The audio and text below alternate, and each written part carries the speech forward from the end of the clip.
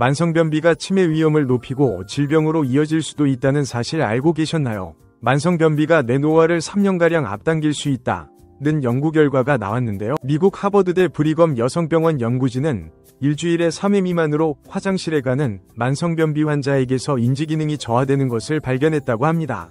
인지기능은 학습, 사고, 의사결정, 기억 등 주의 집중에 대한 정신적 능력을 뜻하는데요. 연구는 미국 의료진들이 성인 11만 2천 명을 대상으로 수집한 자료를 토대로 이루어졌으며 분석 결과 만성변비가 있는 사람은 뇌인지 기능이 저하될 위험이 무려 73%나 더 높았다고 합니다. 만성변비가 있는 사람들의 뇌 기능이 73%나 더 떨어진다니 놀랍지 않나요? 지독한 변비를 겪어본 사람들은 그 고통을 잘 알고 계실 텐데요. 그래도 젊은 사람들은 변비에 걸리면 약물 치료나 식이요법 등을 통해서 증상이 쉽게 호전될 수도 있지만 문제는 중노년층의 만성변비입니다. 나이가 들어갈수록 아무래도 활동량은 줄어들고 치아도 부실해져 잘 씹을 수가 없어서 부드러운 것만 찾는 경우가 많고 또한 장운동은 활발하지 못해 변비가 쉽게 발생하고 더 심해질 수가 있기 때문이죠. 이럴 때 어쩔 수 없이 변비약에 의존할 수밖에 없는데요. 이마저 반복적으로 사용하다 보면 장은 더 약해지고 변비는 계속되는 악순환이 반복되고 나중에는 큰 질병으로 이어질 수 있다는 것이 문제입니다. 변비는 대장의 연동운동이 저하되어 원활한 배변 운동을 하지 못하는 질환을 의미합니다. 배변이 일주일에 2회 미만이거나 배변 시에 굳은 변이 나오거나 출혈이 동반되는 경우를 변비로 진단합니다. 변비는 세계 성인 인구의 16%가 경험할 정도로 흔하다고 하는데요. 변비 환자는 여성이 남성보다 3에서 4배 정도 많다고 합니다. 또한 나이가 많아질수록 변비로 고생하는 사람이 많아지는데요. 변이 점차 딱딱해져 배출되기 어려워지면 개실질환, 항문의 치액, 치열 등의 질환이 발생할 수 있습니다. 그런데 변비 자체도 곤혹스럽지만 묵은 변 속에 독성 물질이 혈관을 타고 온 몸을 돌아다니게 되고 뇌혈관까지 퍼지게 되어 치매라는 병으로 연결될 수 있다니 정말 끔찍한 일이 아닐 수 없습니다. 변비를 단순히 불편한 정도로 치부할 수도 있지만 가볍게 보다가는 큰 질병으로도 이어질 수 있기 때문에 미리 조치를 취하고 예방할 필요가 있습니다. 그래서 오늘은 묵은 변비를 해결할 수 있는 음식과 방법에 대해서 알아보겠습니다. 세계적인 로컬롤의 제왕인 엘비스 프레슬리가 극심한 변비로 인해 사망했다는 사실을 알고 계신가요? 과거 방송된 KBS ETV 옥탑방의 문제아들에는 엘비스 프레슬리의 사인에 대한 문제가 나왔는데요. 이날 방송에서는 엘비스 프레슬리의 사망 원인을 묻는 문제가 나왔습니다. 그런데 우리가 흔히 일반적으로 엘비스 프레슬리는 심장마비로 사망했다고 알려졌지만 그의 친구이자 주치의만은 다른 주장을 했는데요. 주치의는 엘비스 프레슬리가 죽기 직전까지 극심한 변비를 앓고 있었으며 엘비스 프레슬리의 대장은 일반인보다 무려 2배나 길어진 상태였다고 전했습니다. 주치의는 이를 근거로 엘비스 프레슬리의 장이 거의 운동을 하지 않았다고 주장했는데요. 당시 60, 70년대에는 변비에 대해서 쉽게 이야기를 꺼낼 수 없던 시절이라 자존심이 센 엘비스 프레슬리가 변비에 대해서 이야기하지 못했으며 이로 인해 치료를 제대로 받지 못해 사망한 것이라고 말했다고 하네요. 이것에 대한 정확한 사실은 알기가 어렵지만 일리가 있는 말이기는 합니다. 변비는 누구에게나 생길 수 있는 흔한 증상인데요. 대개 대변을 몸 밖으로 밀어내는 힘이 약해져 배변이 좀 힘들 뿐이라고 가볍게 넘기는 경우가 많지요. 그런데 변비는 그 자체보다 후폭풍이 더 무섭습니다. 단단하게 뭉친 대변이 장 속에 켜켜이 쌓이면 장폐색 복막염, 개시렴, 치질 등 심각한 합병증을 야기한다는 것이지요. 로큰롤의 황제 엘비스 프레슬리도 변비가 만성화되면서 사망에 이르렀는데 변비는 부끄럽다고 감출수록 증상이 악화해 고통이 커질 뿐입니다. 이것이 사소해 보인다고 변비를 방치하면 안 되는 이유라고 할 수 있겠지요. 오늘은 만성변비와 노인성 변비를 탈출하고 치매를 예방하기 위한 음식 4가지에 대해서 알아보겠습니다. 변비 탈출을 위한 첫 번째 음식은 바로 차전자피입니다. 차전자피는 식이섬유가 많이 포함된 질경이 씨앗의 껍질인데요. 소량만 섭취해도 포만감을 느낄 수 있어 식전에 먹거나 식사 대용으로 사용하면 식사량 조절에 도움이 되기에 다이어트에 많이 사용됩니다. 그리고 차전자피의 식이섬유는 장내 유익한 세균들의 먹이가 되는 성분이라 장 건강에 도움을 주는데요. 장내 매생물을 분석한 결과 변비가 있는 사람들은 염증을 조절하는 데 도움을 주는 장내 박테리아가 상대적으로 적은 것으로 발견되었습니다. 또한 장내 미생물과 알츠하이머와 같은 퇴행성 뇌질환 및 다양한 질병 사이의 연관성에 관한 수많은 연구 결과들이 최근 쏟아져 나오고 있을 만큼 장 건강과 뇌질환은 밀접한 연관이 있는데요. 차전자피의 식이섬유가 장내 유익한 미생물이 활동을 잘할 수 있게 도움을 줍니다.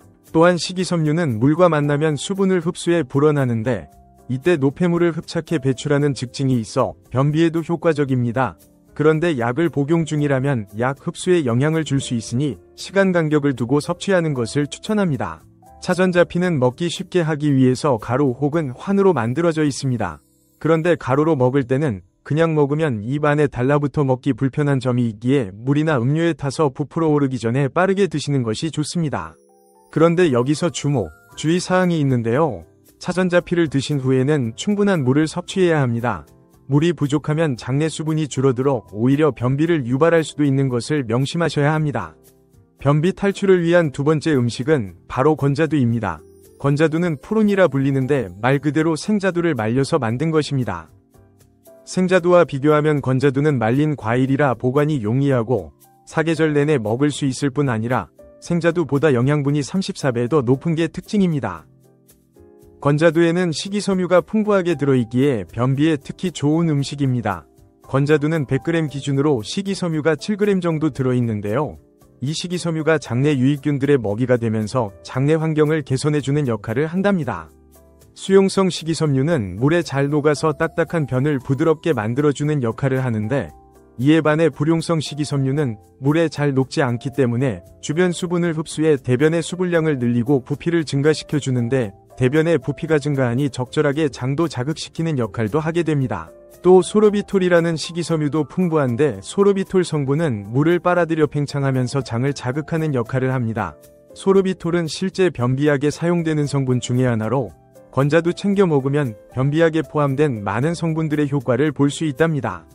역시나 건자두 드실 때도 물을 많이 마셔주면 더 큰 효과를 볼 수 있다고 합니다. 시중에는 푸른 주스 제품도 많이 나와 있어서 변비로 고생하시는 분들이 자주 드시는데요.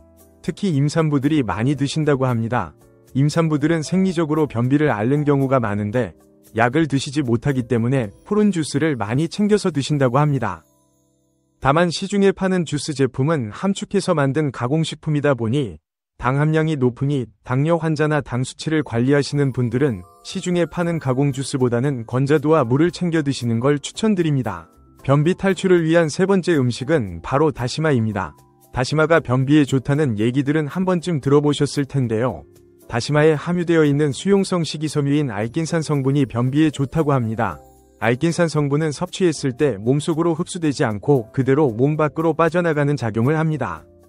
알킨산은 장으로 내려가면 지방과 결합해서 체내 독소와 콜레스테롤뿐 아니라 발암물질까지 흡착시켜 배설시켜줍니다.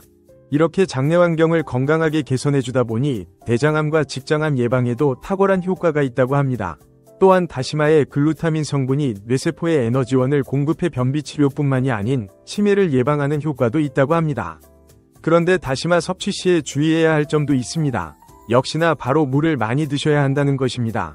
다시마를 먹고도 물을 많이 마시지 않는다면 다시마는 변에 있는 수분을 흡수하기 때문에 변을 딱딱하게 만들면서 변비가 없던 사람도 변비가 생길 수도 있습니다. 그래서 다시마를 먹으며 물을 많이 마셔야 효과를 볼 수 있습니다. 그런데 다시마는 다른 해조류와 마찬가지로 요오드 성분이 풍부하니 갑상선에 문제가 있으신 분들은 섭취량을 꼭 조절해 주셔야 합니다. 변비 탈출을 위한 네 번째 음식은 바로 우엉입니다. 우엉은 흔히 밭에서 나는 산삼으로 불릴 정도로 효능이 대단해서 약재로도 쓰이고 있는데요. 식감 또한 좋아서 우리 식탁에 자주 오르는 음식입니다. 우엉에도 역시 수용성 식이섬유가 풍부한데요. 우엉에 있는 식이섬유는 고유의 풍미로 맛은 쌉쌀하지만 장내 유해균들의 증식을 억제하고 유익균은 활성화시켜 변비에 큰 도움을 준답니다. 그리고 우엉의 이눌린 성분은 장내 유익균을 크게 활성화시켜주는 역할을 합니다. 또한 우엉에는 이눌린 외에도 장의 기능을 향상시켜주는 성분이 하나 더 있는데요. 바로 우엉을 잘랐을 때 나오는 끈적거리는 성분인 리그닌인데요. 리그닌은 불용성 식이섬유로 장내 발암물질을 흡착해 체외로 배출시키는 역할을 합니다. 무엇보다 우엉은 변을 부드럽게 하는 완화제 역할도 하는데요. 이것은 변비약에도 들어있는 성분으로 변의 수분 함량을 높여 부드럽게 만들고 배변 횟수를 늘려줍니다. 이렇게 식이섬유도 풍부하고 장내 유익균 성장에도 도움을 주는 천연환화제인 우엉을 차로 마시면 좀 더 효과적으로 성분들을 흡수할 수 있다고 하니 차로 마시는 것도 추천드립니다. 마지막으로 생활 속에서 변비 예방을 위한 꿀팁 습관을 알려드리겠습니다. 첫 번째는 물을 많이 마시는 것입니다. 충분히 물을 마시는 것은 변을 부드럽게 만들어 주어 변비를 탈출하는 데 도움을 줍니다. 특히 아침 공복에는 따뜻한 물을 마셔주어 장운동을 촉진하는 것이 좋습니다. 그리고 생활 속에서도 찬물보다는 따뜻한 물을 마심으로써 장운동을 도와주는 것이 좋습니다. 두 번째는 채소, 과일, 견과류 등의 섭취량을 늘리는 것입니다. 이런 식품들은 식이섬유가 풍부한 식품들인데요. 식이섬유는 장에 있는 유익한 균들의 먹이가 되는 식품이기 때문에 장내 환경을 개선하고 장의 운동을 활성화하는 데 도움을 줍니다. 세 번째는 화장실에서 10분 이상 변기에 앉아있지 않는 것입니다. 변비는 심리적인 부분도 크게 작용하기 때문에 오래 변기에 앉아있는 것은 변비 해소에 도움이 되지 않는답니다. 그러니 화장실에서 스마트폰을 보는 것도 자제하는 것이 좋겠지요. 오늘은 함께 드시면 변비를 예방해주고 치매까지 예방할 수 있는 음식 4가지, 그리고 변비 탈출을 위한 팁을 알려드렸습니다. 오늘 알려드린 음식과 팁을 통해 장 건강을 지키시고 치매 예방과 더불어 면역력까지 회복하셔서 건강하시기 바랍니다.